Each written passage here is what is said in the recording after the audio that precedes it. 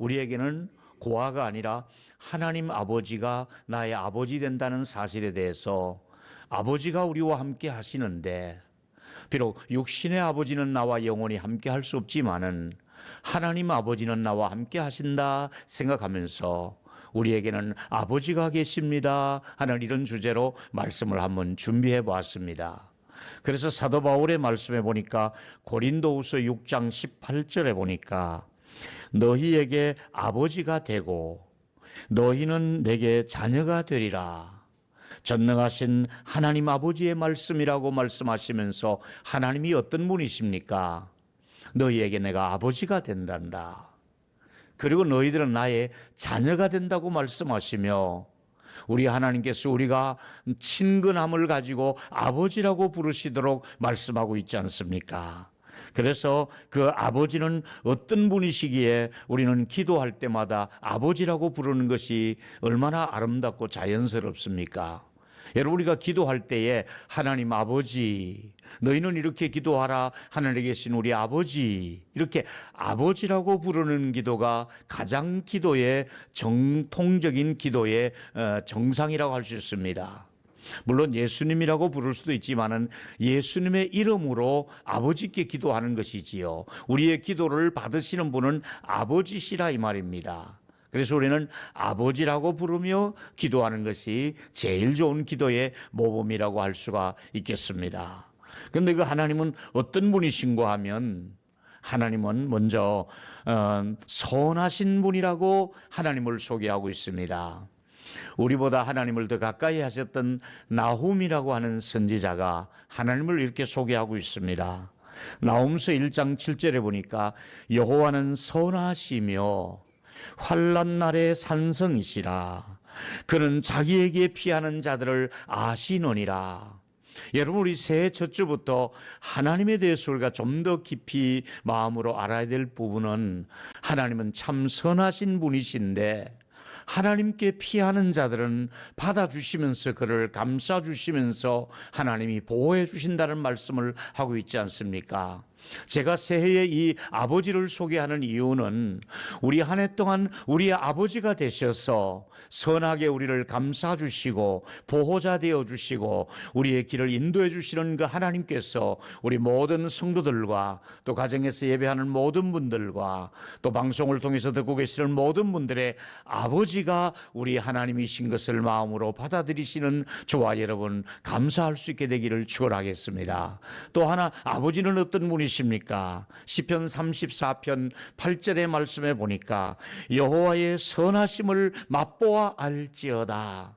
하나님이 선하다시는 것을 우리가 살아가면서 이미 맛을 볼 수 있도록, 와, 맞아, 우리 하나님 참 좋으신 분이셔, 정말로 우리 하나님은 나에게 너무너무 감사한 분이고 이렇게 은혜를 내게 베풀어 주실 수가 없어, 내가 이렇게 잘해 주시다니 하나님 너무나 감사합니다 하고 하나님의 선하심을 살아가면서 맛을 볼 수 있을 정도로 하나님은 선하신 분이라고 우리에게 소개하고 있지 않습니까? 여러분, 제가 볼 때는 성경에서 하나님을 가장 가까이 만나셨던 분이 모세가 아닐까 생각합니다. 모세가 하나님의 인도함을 받아서 출애굽을 하고 광야 생활을 하고 하나님의 십계명의 말씀을 받을 때에 하나님께서 모세와 만났던 장면을 아주 잘 묘사하고 있는 그림이 나옵니다. 이게 바로 출애굽기 33장에 하나님을 만나는 모세의 모습입니다. 모세가 무슨 기도를 합니까? 원합니다. 제가 주의 영광을 내게 좀 보여주십시오. 하나님의 어떤 모습을 보기를 원해서 기도했습니다. 그랬더니 하나님께서 뭐라고 말씀합니까? 19절에 보니까 여호와께서 이르시되 내가 모든 선한 것을 내 앞으로 지나가게 하고 그 하나님의 선하신 모습으로 너에게 지나가면서 보여줄 것인데 뭐라고 말씀하십니까? 여호와의 이름으로 선포하리니 나는 은혜 베풀 자에게는 은혜를 베푼다. 또 긍휼히 여길 자에는 긍휼히 베푸는 하나님이라고, 은혜와 긍휼을 베풀어 주시는 하나님이라고 말씀하고 있습니다. 제가 목회하면서 가장 의지하는 말씀이 이 말씀이라고 말씀을 드렸지요. 제가 개인적으로 의지하며 우리 교회를 목회하면서 하나님의 은혜와 긍휼이 아니면 제가 존재할 수도 없고 목회를 할 수가 없고 우리 교회가 있을 수도 없으니 하나님 그 은혜 베풀 자 안에 제가 있기를 원하고 긍휼히 여길 자 안에 우리 교회가 있기를 원합니다. 이런 마음으로 제가 늘 이 말씀을 붙들고 목회를 하고 있지 않습니까? 하나님 아버지는 어떤 분이십니까? 은혜를 베풀어 주시기를 원하시는 하나님, 긍휼을 베풀어 주시는 우리 아버지라고 말씀하고 있지 않습니까? 사랑하는 여러분, 예수님께서도 하나님을 부르실 때 아버지라고 부르시면서 내가 아버지께로 간다. 그리고 내가 가면 아버지께 말씀을 드려서 내 대신 보혜사 성령을 보내주실 것을 약속하고 있지 않습니까? 요한복음 14장 16절이지요. 예수님이 뭐라고 말씀하고 있습니까? 내가 아버지께 구하겠으니. 예수님도 하나님을 아버지라고 말씀하시지 않습니까? 내가 아버지께 구하겠으니 또 다른 보혜사를 너에게 주사. 내가 아버지께 말씀을 드려서 성령님이 내가 떠나온 이 지구상에 다시 가셔서 내 대신 일을 할 수 있도록 그렇게 하겠으니 그분은 영원토록 너희와 함께 하실 뿐이라. 나는 너희를 곁을 잠시 떠나겠지만은 성령님은 영원토록 우리와 함께 계시는데 그 모든 일을 내가 아버지께 말씀드려서 이 일이 이루어지도록 하겠다고 말씀하고 있지 않습니까? 여기서 말씀하시는 아버지는 어떤 분이십니까? 필요할 때 독생자 예수 그리스도를 이 땅에 보내주신 아버지시잖아요. 또 필요할 때 성령님을 이 땅에 보내주신 아버지시잖아요. 그래서 여기 한 성경에서 말씀하신 그 아버지는 온통 선하신 하나님 아버지라고 우리가 분명하게 말씀을 드릴 수 있었고 그 하나님께서 원래 저희들과도 함께 하시는 하나님이라고 말씀하고 있지 않습니까? 우리 하나님이 함께 하시는 줄 믿고 선하신 아버지를 감사함으로 우리 아멘으로 한번 하답하겠습니다. 아멘. 하나님이 우리와 함께 하십니다. 이제 첫 번째 드리고 싶은 말씀은 하나님께서 아버지 되신 것을 증거하기 위해서는 우리를 하나님께서 징계를 하신다고도 말씀하고 있습니다. 여러분, 우리가 징계라고 하는 이 단어가 조금 부담감이 갈 수도 있습니다. 그렇게 썩 좋은 단어가 아닌 것처럼 그렇게 우리가 느낌이 올 수 있습니다. 징계라는 단어가 그렇기도 합니다만은 정확하게 이 징계라는 단어를 좀 살펴보면 참 좋은 단어입니다. 다시 말하면 히브리서 12장 7절에 보면 너희가 참음은 징계를 받기 위함이라. 우리가 쭉 인내하고 있는 동안에 징계가 우리에게 온다 이거지요. 근데 아주 중요한 것은 하나님이 아들과 같이 너희를 대우하시기 위해서 어찌 아버지가 징계하지 않는 아들이 있겠느냐 이렇게 말씀하시면서 징계는 다 받는데 만약에 너희에게 징계가 없으면 그는 사생하여 참 아들이 아니라는 말씀을 하고 있지 않습니까? 여러분, 우리가 무엇을 잘못했을 때 징계한다는 것은 이걸 뭘 말해주고 있습니까? 우리가 하나님의 아들, 딸이라는 것을 증거해주고 있는 것입니다. 내가 겪으면 좀 힘든 어려움이 있다 할지라도 그 고통스러운 가정 가운데 고통만 있는 것이 아니라 하나님이 나의 아버지시구나. 하나님이 나의 참 아버지시기 때문에 내가 사생아가 아니라 아버지가 나를 아들로 대우하기 때문에 나를 징계하시는구나 이렇게 받아들일 수가 있는 참 사랑의 하나님이신 것을 우리가 알 수 있지 않습니까? 여러분, 징계는 참 아들에게만 하는 것이지 내 아들이 아닌 남에게는 그 어느 아버지가 남의 아들에게 징계할 수가 있겠느냐 말입니다. 여러분, 우리는 육신의 아버지께서 우리를 좀 엄하게 나무랐거나 때로는 어려서 좀 매질을 하거나 아니면 또 언어 폭력을 써서 아버지와 우리 사이가 조금 불편할 수가 있겠습니다마는 그 아버지께서는 분노를 조정 못하고 폭발하고 그리고 또 아들, 딸을 잘 가르친다고 양육한다고 했지만은 좀 잘못해서 실수할 수도 있는 그런 아버지시지만은 우리를 징계하시는 참 하나님은 아들들을 징계하실 때 사랑으로 징계하셨고 우리를 깨닫도록 하기 위해서 우리를 온전한 길로 인도하시기 위해서 얼마나 따뜻하게 우리를 너그럽게 우리에게 징계하신 분인지 모르는 것입니다. 사랑하는 여러분, 이제 제가 요한복음 15장에서 농부이신 하나님이 포도나무를 어떻게 키우시는가를 볼 수가 있습니다. 여기서 예수님은 포도나무라고 말씀을 하시면서 내 아버지는 농부라 이렇게 말씀했습니다. 예수님은 포도나무시고 아버지는 농부라고 말씀하셨습니다. 근데 우리는 바로 거기에 열매를 맺고 있는 가지라고 말씀을 하시면서 우리들이 가지를 맺도록 하시기 위해서 농부이신 아버지가 무슨 일을 합니까? 가지를 치고 있습니다. 자, 그런데 이 가지치기를 아버지께서는 어떻게 할까요? 직접 가위나 낫을 들고 하는 농부의 이 모습을 하나님은 어떻게 하고 계실까요? 3절에 보니까 열매를 맺기 위해서 내가 일러준 말로 너희는 깨끗해졌다. 말씀으로 가지를 치고 있다고 말씀하고 있지 않습니까? 우리에게 말씀을 주시면서 너 이렇게 하면 안 돼. 너 이거 버려야 돼. 이건 너 잘라버려야 돼. 너 이거 계속하면 안 돼. 내가 끊어버릴 거야. 이러면서 하나님께서 가위를 들고 오셔서 말씀으로 우리의 잘못된 부분을 잘라내신다고 성경은 말씀하고 있습니다. 똑같은 말씀을 야고보가 이렇게 해석을 했습니다.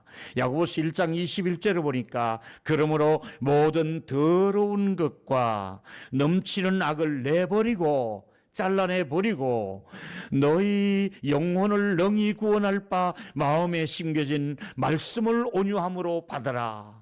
여러분, 두 가지를 말씀합니다.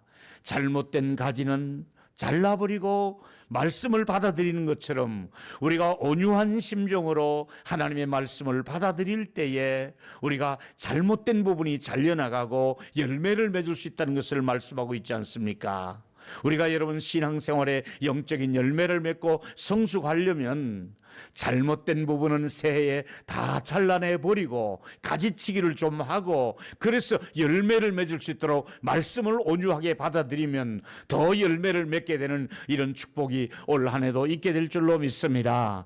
두 번째 드리고 싶은 말씀은 구약에 요나라고 하는 선지자가 있었는데 이 요나 선지자의 실수는 아버지의 마음을 깨닫지 못한 것이 요나 선지자의 부족한 면이라고 할 수가 있습니다. 하나님께서는 요나에게 명령을 내리시기를 저 니느웨 백성들의 너무 악독이 가득 차 있으니 가서 회개하를 선포하라. 그렇지 않으면 망할 것이라고 가서 그곳으로 가서 사명을 다하라고 말씀했지만은 요나는 가기 싫은 땅이었습니다.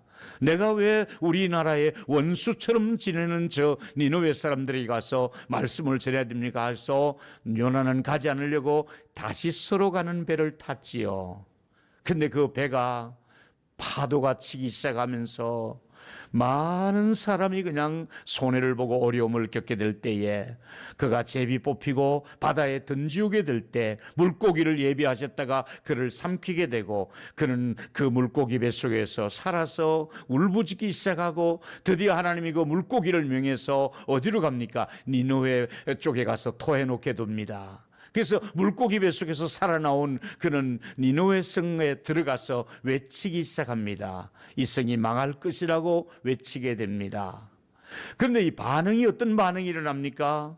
시큰둥한 반응이 일어나고 옛날 그대로 살 줄 알았는데 이 외치는 선지자의 말을 들은 니느웨 사람들이 왕과 어린아이로부터 심지어 가축들까지 금식을 하면서 베옷을 입고 회개하기 시작한 거예요. 근데 이렇게 회개하기 시작하니까 하나님께서 그 땅에 은혜를 베푸셔서 진노를 멈추시고 이제 그 성에 내릴 그 놀라운 심판을 내리지 않고 하나님이 넘어가거든요. 이 사실을 바라보았던 요나는 뭔가 좀 불쾌한 거예요. 내가 이래서 하나님 이럴 줄 알았습니다. 내가 이래서 이 성에 오지 않으려고 했습니다. 아니, 망하겠다고 말씀하셨으면 좀 망가져야 되지. 하나님 이대로 살려놓습니까? 이렇게 해서 좀 심통이 나서, 그리고 박넝쿨 그 그늘 아래서 이렇게 내려다보고 있을 때에 하나님이 요나에게 주신 이런 말씀을 아마 여러분이 기억하실 것입니다. 요나서 4장 11절에 보니까 하물며 이 큰 성 니느웨에는 좌우를 분별하지 못하는 자가 12만 명이요 가축도 많이 있는데 내가 어찌 아끼지 아니하랴. 여러분, 여기서 하나님은 어떤 하나님으로 우리에게 보여주고 있습니까? 죄를 많이 짓고 있는 악독한 니느웨 사람들도 내가 아낀다고 말씀하고 있지 않습니까? 하나님은 악인이 악한 그대로 죽는 것을 원치 않는다고 성경은 말하고 있지 않습니까? 하나님은 어떤 분이십니까?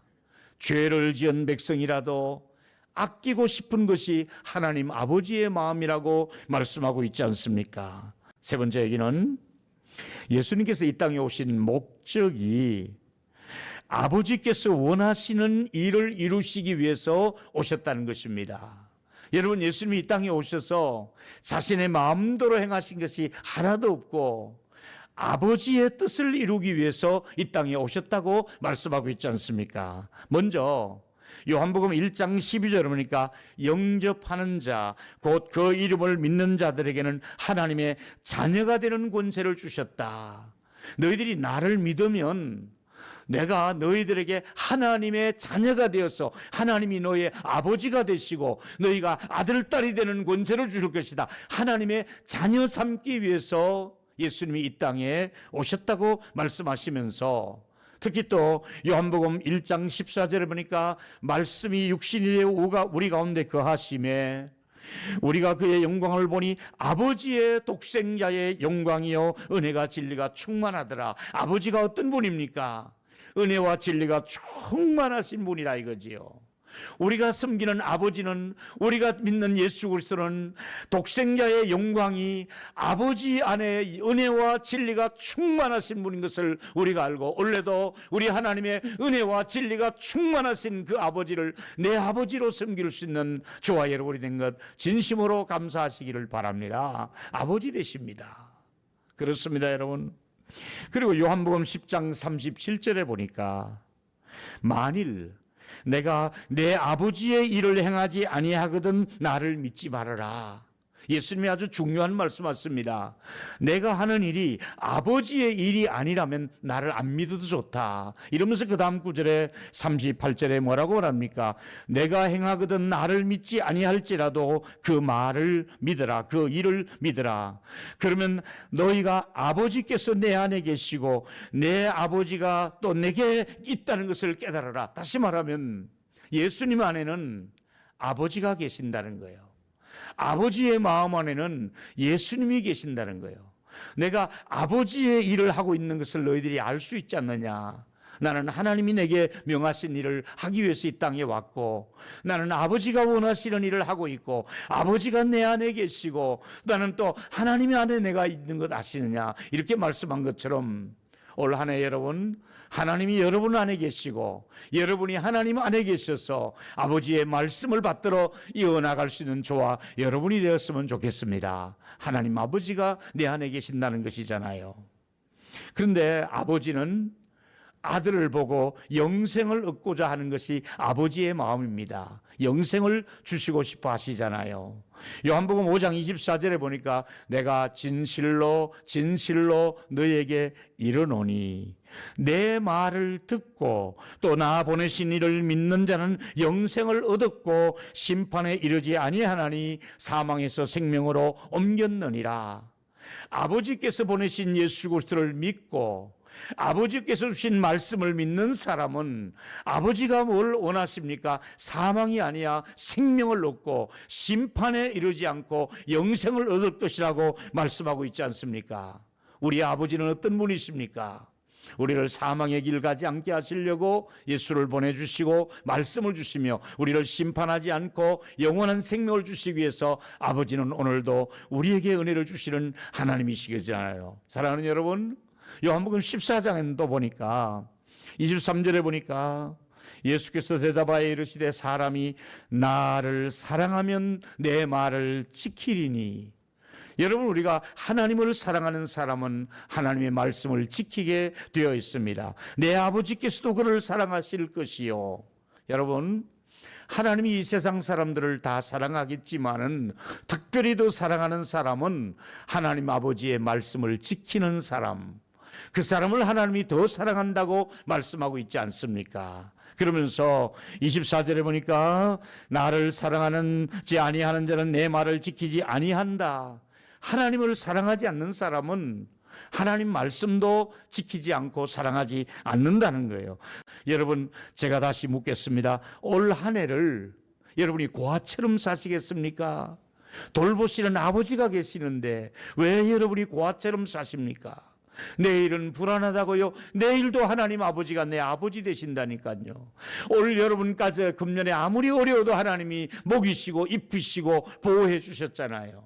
이제까지 50년, 60년, 70년 하나님이 보호하고 입혀주시고 인도해 주신 그 하나님께서 내년이라고 해서 하나님께서 우리를 버리실 리가 있습니까? 아니, 세상 끝날까지 우리가 이 땅에 머무는 날까지 매일매일 아버지께서 우리를 위해서 먹을 것을 주시고 입을 것을 주시고 따뜻하게 잠을 재워주시는 아버지가 우리에게 계시고 우리가 고아가 아닌데 왜 걱정하십니까? 아버지가 내 아버지이신 것을 감사하시며 믿음으로 사시기를 주의 이름으로 축원하겠습니다. 참 좋은 것을 주시는 아버지 아니십니까? 우리가 힘들게 지나온 한 해를 하나님은 잠잠히 사랑하시면서 우리를 바라보고 계셨습니다. 우리 아버지가 여전히 올해도 함께 하십니다. 아버지가 나와 함께 하는데 왜 걱정하십니까? 우리 하나님의 은혜가 한 해 동안 저와 여러분에게 함께 하기를 축원하겠습니다.